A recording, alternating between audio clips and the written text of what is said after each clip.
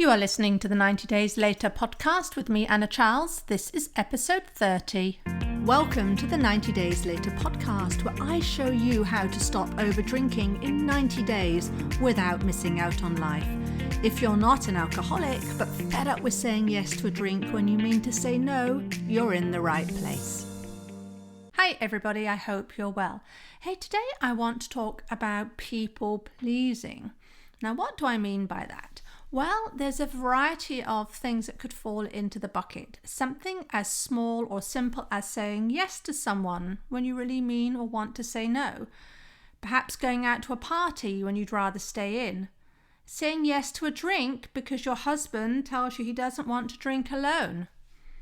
Perhaps drinking the drink your friend bought you even after you said you'd had enough, but because she spent the money on it and you don't want to upset her and it frankly seems like a waste, you drink it anyway, but you would really rather not. What you're doing is you're trying to keep everyone happy, as though it's part of your job description, keeping the ship on an even keel. I see this a lot, especially with women. But people pleasing, you see, is all about making decisions and taking action based on other people's needs, on meeting other people's needs and putting them before your own. Now, you think you're doing this for the right reasons, right? You think you're being selfless or you're putting others first. But when you do this at the expense of what you want, then I want to offer that it's a lie. Now, there may be situations when you truly don't mind whether you live in this town or you live in that one, right? You could go to either, so there's no loss to anyone if you go along with what your spouse wants. But when you make decisions that go against what you want solely to please the other person, then you're on tricky ground. So why do we do this? Well, I tend to see two main reasons.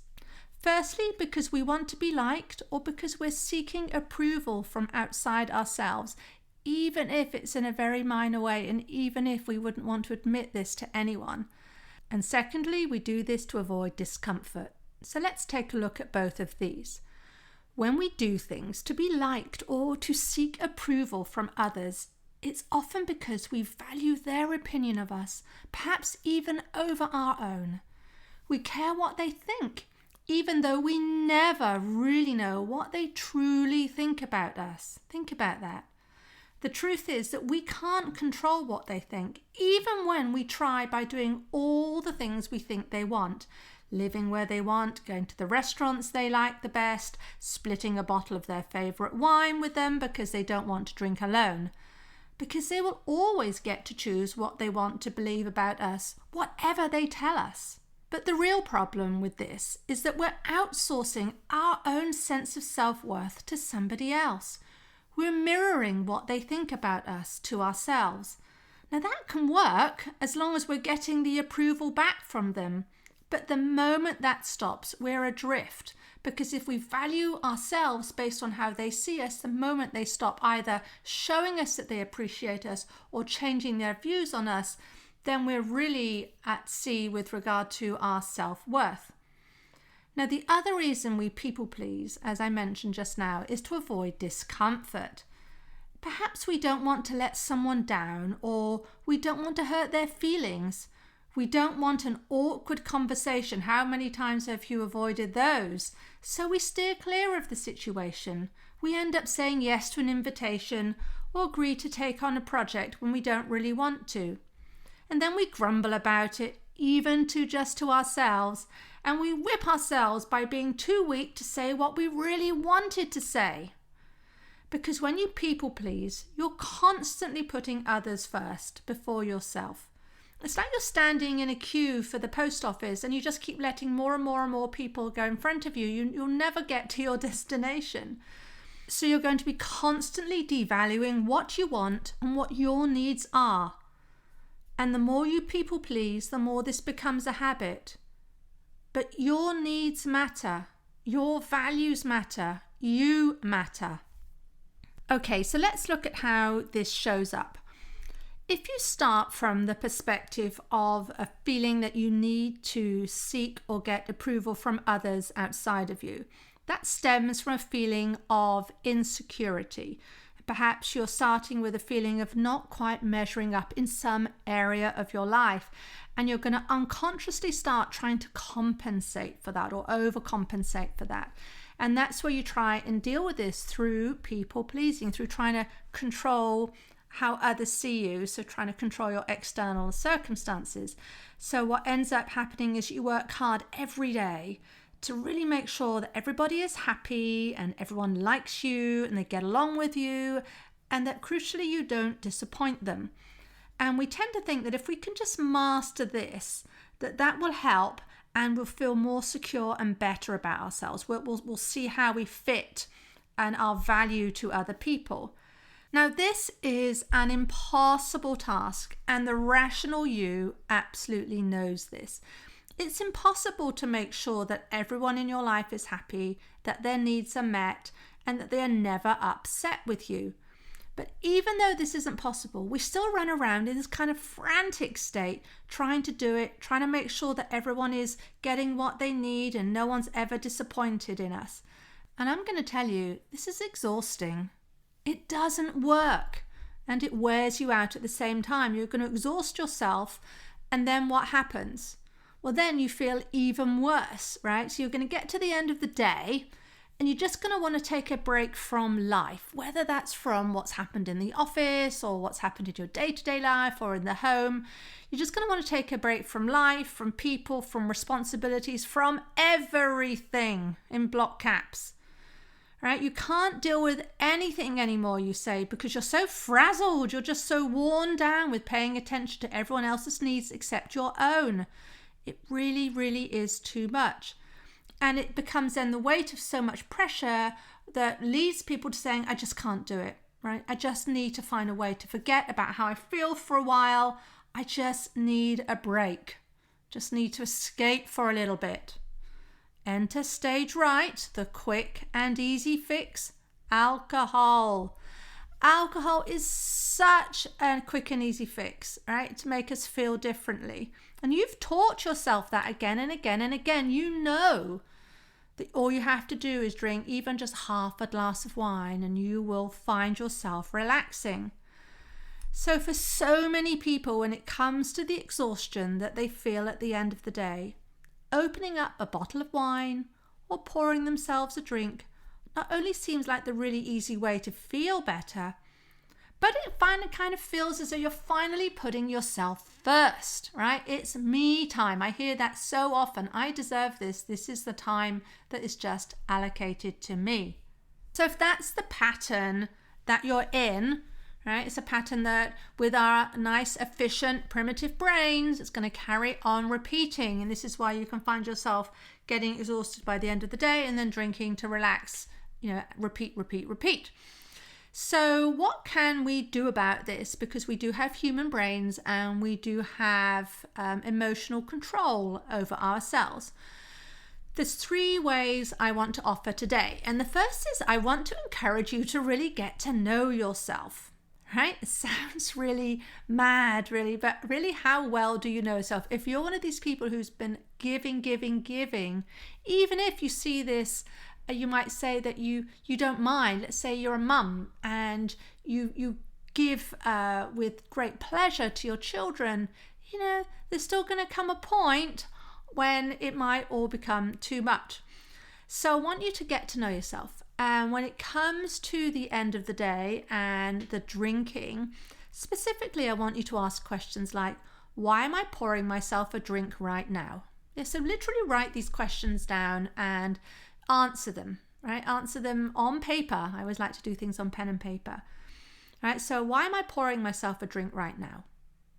That, by the way, that question can also help to interrupt the automatic pattern of drinking, just asking yourself before you actually drink. Okay, I'll get on with question 2. What do I feel like I need a break from? Another good one. Helps you to really see what's been going on. Why do I feel I need to take the edge off? And if you answer that and that you need a break from maybe the relentless pressure of trying to keep everyone happy or trying to, clean up after the family or whatever, then that's where you need to pay attention. right? Whatever answers you provide to yourself, those are the clues as to what you need. Those are the clues as to where you're using drink to drink over, as a symptom, drink over these underlying needs that you have that are not being met. Focusing on this is going to make all the difference, because I'll tell you this, you can stop drinking, right? You can, and this is what might happen, what happens with so many people, in fact. They can stop drinking, whether you do it by willpower. You know, that's not my preferred technique, but in any case, you can stop drinking. And people do this and they'll forego their nightly glass of wine. And they do that for a few days, but then they're confused. They don't understand why they don't feel better. And it's because of what I was just talking about. It's what's going on behind the scenes and under the surface that matters, the cause of the drinking. Because drinking really is just a symptom. It's just that quick fix to what emotion you're feeling at the time. And because your thoughts create your feelings and your feelings fuel your actions, it's your feelings that are fueling your people pleasing. And that people pleasing in turn fuels our drinking, because we think, I don't want to, be feeling this and this isn't working and I'm exhausted and then I need to drink to give me some me time. Here's how this tends to play out. So what will happen is that we will decide, when we decide that we want to change our drinking, which again is just a symptom, but we'll make this decision. We say we want to change our drinking. And then we'll say things like, I'm doing it because I don't like how I'm feeling, right? I just don't like the negative consequences, the hangovers and the belligerence and so on. And we say we're going to do this, and all the focus tends to be on the action of changing the habit. Now, there's nothing wrong with that, right? It's better than just sitting in the habit. But here's the thing. If you only focus on changing the habit, if you only focus on saying things like, right, I'm not going to drink anymore in the evenings, or I'm never going to have more than 2 glasses of wine, if you only focus on that, you're going to be missing something really important. You're going to be missing what made you feel like you needed to take the drink to relax in the first place. What made you feel like you just needed to cut yourself off from what was going on in your head? What made you feel like you just needed to take a breather from the thoughts you were having to kind of escape your life for a little bit? And by the way, drinking is just one way of escaping. People do this in all sorts of ways: overworking, shopping too much, overeating. So we focus on the action of changing the actual drinking, and then we kind of ignore all the stuff underneath. And the idea is that you then you seem to make yourself so busy. Who's done this? Make yourself so busy that you don't have a moment to really look and see what's going on in your mind, to look at how you really think about yourself or how you're really, truly feeling.